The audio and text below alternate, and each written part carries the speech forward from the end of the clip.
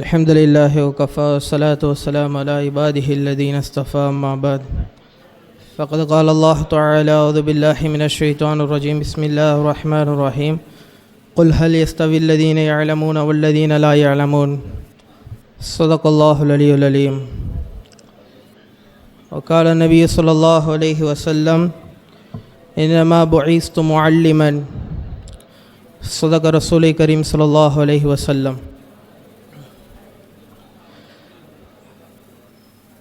எல்லா புகழும் அல்லாஹ் ஒருவனுக்கே உரித்தாட்டுமாக.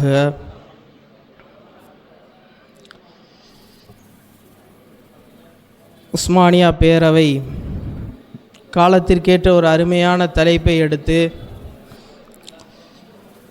அதை மக்களுக்கு விழிப்புணர்வு ஆக்குவதற்காக பல தலைப்புகளை கொடுத்து அதன் கீழ் உரையாற்று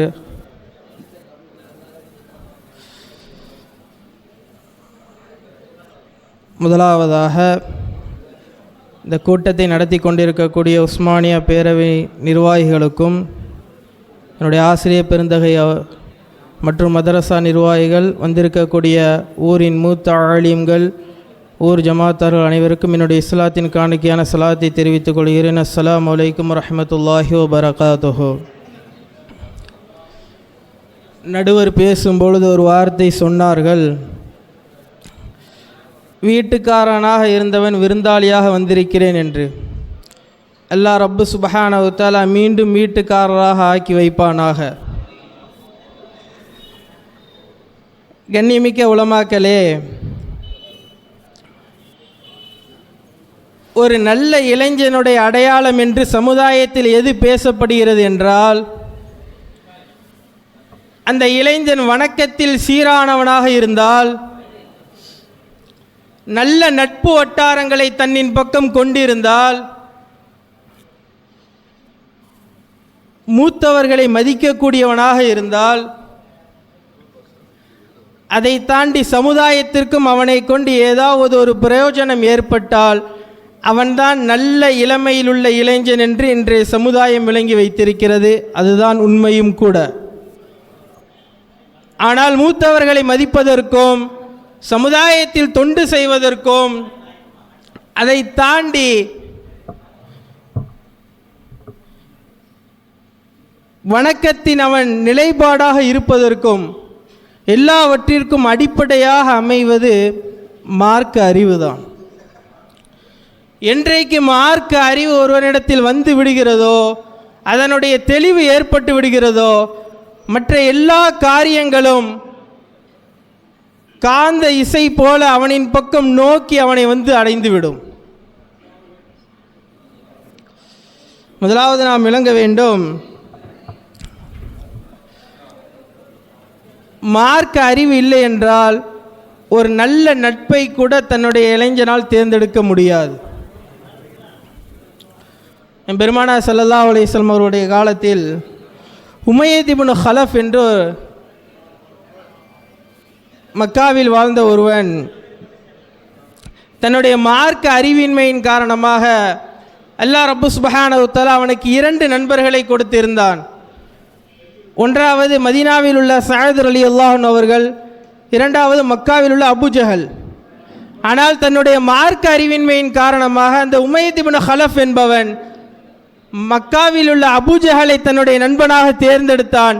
மதீனாவில் இருக்கக்கூடிய சஅத் ரலியல்லாஹு அன்ஹு அவர்களை விட்டுவிட்டான். எவ்வளவு பெரிய கை சேதம் என்றால், பெருமானார் ஸல்லல்லாஹு அலைஹி வஸல்லம் அவர்கள் வாழ்ந்த வாழ்க்கையில் அவர்கள் கலந்து கொண்ட அத்தனை போர்க்களத்திலும் சரி, பெருமானார் ஸல்லல்லாஹு அலைஹி வஸல்லம் அவர்களால் கொல்லப்பட்ட ஒரு மனிதர் என்றால் அது உமையத் இப்னு ஹலஃப் மாத்திரம்தான். மார்க்க அறிவில்லாமல் கெட்ட தீய நட்பை தேர்ந்தெடுத்ததனுடைய விளைவு உலகத்தினுடைய வரலாற்றின் கருப்பு பக்கங்களில் பதியப்பட்டார். உமையத் இப்னு ஹலஃப் நபி ஸல்லல்லாஹு அலைஹி வஸல்லம் அவர்கள் கையால் கொல்லப்பட்ட ஒரே மனிதர் அவர்தான். மார்க்க அறிவு இளைஞர்களிடத்தில் அடிப்படையான விஷயமாக இல்லை என்றால் அவர்களிடத்தில் எப்படி ஒரு நல்ல நட்பு வட்டாரத்தை இந்த சமூகம் எதிர்பார்க்க முடியும் என்று சிந்தித்து பார்க்க வேண்டும். மூத்தவர்களை, முதியவர்களை, பெற்றோர்களை மதிக்க வேண்டும் என்று சொல்லக்கூடிய இந்த மார்க்கம் லட்சங்களை சம்பாதிப்பதற்காக தன்னுடைய பிள்ளைகளையும் இளைஞர்களையும் உருவாக்கக்கூடிய இன்றைய பெற்றோர்கள் லட்சியத்தோடு சொல்லிக் கொடுங்கள், முதியவர்களும் பெற்றோர்களும் உங்களுடைய வீட்டில் இருந்தால் உங்களுக்கு பரக்கத் என்று. எந்த ஒரு முதியோர் இல்லத்திலும் ஆலிம்களினுடைய தாயோ தந்தையோ அவர்கள் சார்ந்த முதியவர்களையோ பார்க்க முடியாது. காரணம் என்னவென்றால் மார்க்கம் தெளிவாக கற்றுக் கொடுத்தது, உன்னுடைய தாயினுடைய காலடியில் சொர்க்கம் இருக்கிறது, உன்னுடைய தகப்பனுடைய பொருத்தத்தில் அல்லாஹ்வுடைய பொருத்தம் இருக்கிறது, முதியவர்களை நீ வீட்டில் வைத்தால் பரக்கத் உன்னை தேடி வரும் என்று அறிந்ததனால் எந்த ஆலிம்களும் கொண்டு போய் விடுவதில்லை. லட்சியத்தோடு இருக்கிறார்கள். ஆயிரக்கணக்கில் சம்பளம் வாங்கினாலும் சரி, என்னுடைய பெற்றோர்களையும் முதியோர்களையும் நான் கொண்டு போய் தள்ள மாட்டேன் என்று லட்சங்களில் சம்பாத்தியம் வாங்குகிறவர்கள் கூட இன்றைக்கு தள்ளிவிடுகிறார்கள். முஸ்லிம் சமுதாயத்திலும் இந்த அவல நிலை இருக்கிறது.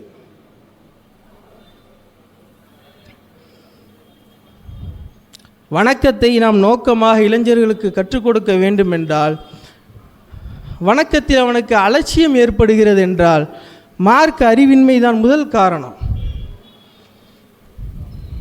இமாம் அபூதாவூத் ரஹ்மத்துல்லாஹி அலைஹி ஒரு தடவை கடற்கரையினுடைய ஓரத்தில் நின்று கொண்டிருந்தார்கள். சஹீஹ் புகாரிலே நற்பண்புகள் என்கின்ற பாடத்தின் கீழே தும்மியவருக்கு பதில் சொல்ல வேண்டும் என்கின்ற அந்த பாபுக்கு கீழே இமாம் புகாரி ரஹ்மத்துல்லாஹி அவர்கள் எழுதக்கூடிய ஹதீஸினுடைய விரிவுரையாக ஃபத்துஹுல் பாரியிலே இந்த சம்பவம் இடம்பெறுகிறது. நின்று கொண்டிருந்த அபூதாவூத் ரஹ்மத்துல்லாஹி அலைஹி அவர்கள் அல்லாஹ் அவர்களுக்கு காதினுடைய கூர்மையை கொஞ்சம் கொடுத்திருந்தான்.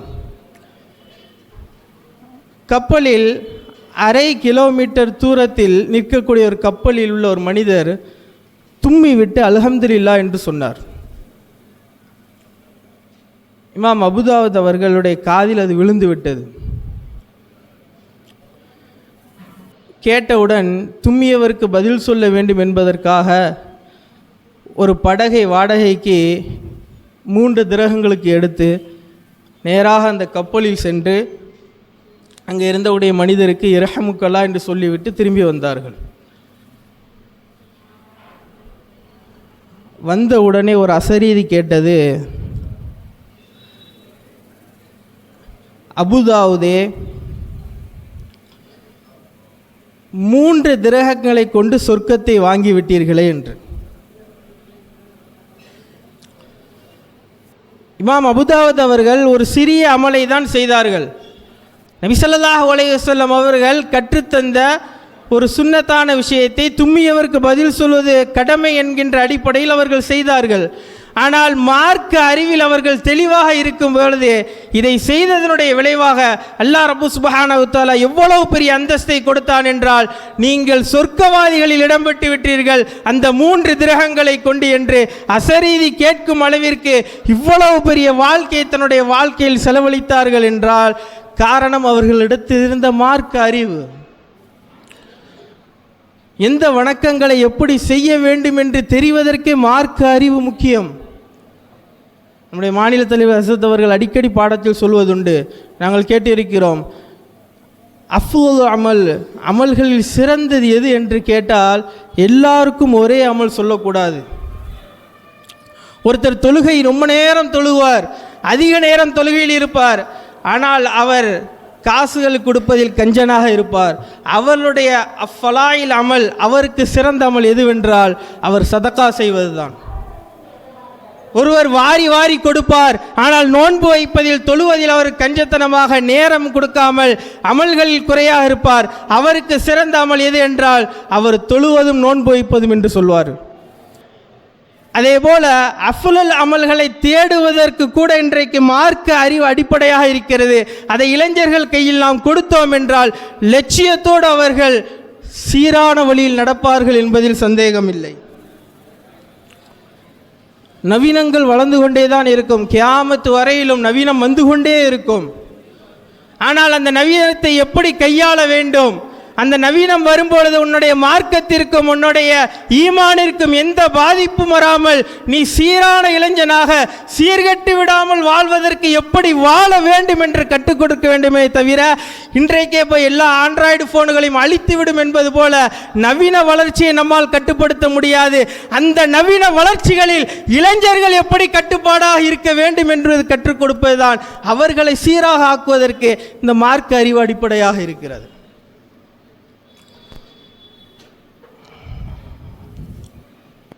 சமூக சிந்தனை இளைஞர்களிடத்தில் குறைந்து விட்டது என்கிறார்கள். அவன் மார்க்கத்தை தெளிவாக விளங்கிவிட்டான் என்றால் அவனிடத்தில் சமூக சிந்தனை தானாக வந்துவிடும். சமூக சிந்தனையில் இருக்கக்கூடிய மிகப்பெரிய பிரச்சனை என்னவென்றால், சமுதாய சேவை பொது சேவைகள் செய்யும் பொழுது இன்னல்கள் வரும், துன்பங்கள் வரும். நமக்கான எதிரிகள் அந்த களத்தில் இருப்பார்கள். எதிரிகளை தாண்டி துரோகிகள் அந்த களத்தில் இருப்பார்கள். ஒரு சமுதாய சேவைக்கு ஒரு இளைஞன் பெறப்பட்டு வரும்பொழுதே அவன் எல்லாவற்றையும் சமாளிக்கும் திறமை அவனிடத்தில் இருக்க வேண்டும். எதிரியை எதிர்கொள்ளக்கூடிய வலிமை இருக்க வேண்டும். துரோகிகளை கண்டறிந்து அவனை அகற்றக்கூடிய வலிமை இருக்க வேண்டும். இதுவெல்லாம் எப்பொழுது ஒரு இளைஞனிடத்தில் வருகிறதோ அப்பொழுதுதான் அவன் சமூக சேவையில் கூட சீர்பட முடியும் என்பதை இஸ்லாம் தெளிவாக கூறுகிறது. எம்பெருமானார் ஸல்லல்லாஹு அலைஹி வஸல்லம் அவர்களுடைய காலத்தில் அவர்கள் நியமித்த அத்தனை அதிகாரிகளும் இளமை உடையவர்கள். யமன் தேசத்திற்கு ஜகாத்தை வசூலித்து அதை சரிப்படுத்துவதற்காக முஆத் இப்னு ஜபலை அனுப்பி வைத்தார்கள். அவர்களுடைய வயது 25 முதல் 30 வயதுக்குள்ளாக இருக்கும். ஃபத்ஹ் மக்காவிற்கு பிறகு, மக்கா வெற்றி அடைந்ததற்கு பிறகு எம்பெருமானார் ஸல்லல்லாஹு அலைஹி வஸல்லம் அவர்கள் உத்தாப் இப்னு உஸைத் ரலியல்லாஹு அன்ஹு அவர்களை மக்காவின் தலைவராக நியமித்து வந்தார்கள். அவர்களுடைய வயது 20. தன்னுடைய கடைசி நேரத்தில் இஸ்லாத்தை வலுப்படுத்துவதற்காக ரோமர்களை எதிர்த்து செல்லக்கூடிய படைக்கு தளபதியாக உசாமா இப்னு ஸைதை நிறுவித்தார்கள். அவர்களுடைய வயது 20. இதெல்லாம் நிறுவத்தினுடைய காரணம் என்னவென்றால், அத்தனை இளைஞர்களை விடவும் மார்க்கத்தில், மார்க்க அறிவில் இவர்கள் எல்லாம் தீர்க்கமாக இருந்ததுதான் அவர்களுடைய கொள்கை. இத்தனை பெரிய பதவிகள் அந்த இளைஞர்களுக்கு கிடைத்த எல்லா காரணமும் மார்க்க அறிவின் காரணமாகத்தான். ஒரு உதாரணத்தோடு என்னுடைய உரையை நான் நிறைவு செய்கிறேன். ஒரு கட்டடம் கட்டும் பொழுது, ஒரு வானுயர்ந்த கட்டடம் கட்டுகிறோம் என்றால் அந்த கட்டடங்களினுடைய வேலைகளுக்காக சாரம் போடுவார்கள். சவுக்கு மரத்து கம்புகளை கொண்டு சாரம் போடுவார்கள். அந்த கட்டடத்தினுடைய வேலையெல்லாம் நிறைவு பெற்றிருப்பது, அதற்கு வண்ணமெல்லாம் பூசிய பிறகு அந்த சாரத்தை எடுத்த தூர போட்டுவிட்டு தன்னுடைய வீடுகளை சுற்றியும் நல்ல நல்ல மரங்களை நடுவார்கள். தென்னை மரம், வாழை மரம், முருங்கை மரம், எல்லா மரங்களையும் நடுவார்கள். ஆனால் நாளைக்கு அந்த வானுயர்ந்து நிற்கக்கூடிய அந்த கட்டடத்திற்கு ஒரு சின்ன கீறலோ ஒரு சின்ன இடையூறோ ஏற்பட்டது என்றால் அதை சரி செய்வதற்கு மீண்டும் சாரக்கம்பை தான் நாடுவார்கள், சவுக்கு மரத்தை தான் நாடுவார்கள். தன் வீடை சுற்றி இருக்கக்கூடிய எந்த மரத்தையும் நாடமாட்டார்கள். அதே போலதான் இளைஞர்கள் சீர்பாடாக இருக்க வேண்டும் என்றால், பெற்றோர்களுக்கும் இளைஞனுக்கும் இணைப்பு வர வேண்டும் என்றால், ஆலிம்களுக்கும் இளைஞருக்கும் இணைப்பு வர வேண்டும் என்றால், சமுதாயத்தின் மூத்தவர்களுக்கும் இளைஞர்களுக்கும் இணைப்பு வர வேண்டும் என்றால் மார்க்க அறிவை நாம் கொடுக்க வேண்டும். மார்க்க அறிவு என்பது கட்டடத்திற்கு இருக்கக்கூடிய சவுக்கு மரத்தின் சாரக்கம்பை போன்றது. கட்டடங்கள் விழும்பொழுதெல்லாம், அது தொய்வுழும் போதெல்லாம், அது கீறல்கள் ஏற்படும் போதெல்லாம் இந்த சாரக்கம்பு தான் சரி செய்யுமே தவிர இருக்கக்கூடிய மற்ற அத்தனை தலைப்புகளும் அந்த வீட்டை சுற்றி இருக்கக்கூடிய தென்னை மரம், முருங்கை மரம், வாழை மரத்தை போன்றது. அதுவெல்லாம் கட்டடத்தை அழகுபடுத்துமே தவிர சரி செய்ய உதவாது. அதே போலதான் மார்க்க அறிவை இளைஞர்களுடைய கையில் எப்போது நாம் கொடுக்கிறோமோ, அவர்கள் எப்போது அதை எடுத்து நடக்கிறார்களோ, நிச்சயமாக இந்த 3 கூட்டத்தோடும் இளைஞர்கள் இணைந்து விடுவார்கள். முந்தைய காலத்தினுடைய வரலாறுகளை எல்லாம் நாம் எடுத்து பார்த்தோம் என்றால், இளைஞர்களும் இமாம்களும் இளைஞர்களும் பெற்றோர்களும் இளைஞர்களும் முதியவர்களும் எப்படி இணைந்தார்கள் என்றால், அவர்களை நிஸ்பத் செய்வதற்கு, அவர்களை இணைப்பதற்கு பாலமாக இருந்தது மார்க்க அறிவு மாத்திரம்தான் என்று கூறி வாய்ப்பளித்தமைக்கு நன்றி கூறி என்னுடைய வார்த்தை நிறைவு செய்கிறேன். வாஹிர் தஅவானா அல்ஹம்துலில்லாஹி ரப்பில் ஆலமீன். அஸ்ஸலாமு அலைக்கும் வரஹ்மத்துல்லாஹி வபரகாத்துஹு. ஜஸாக்கல்லாஹ் ஹைரா.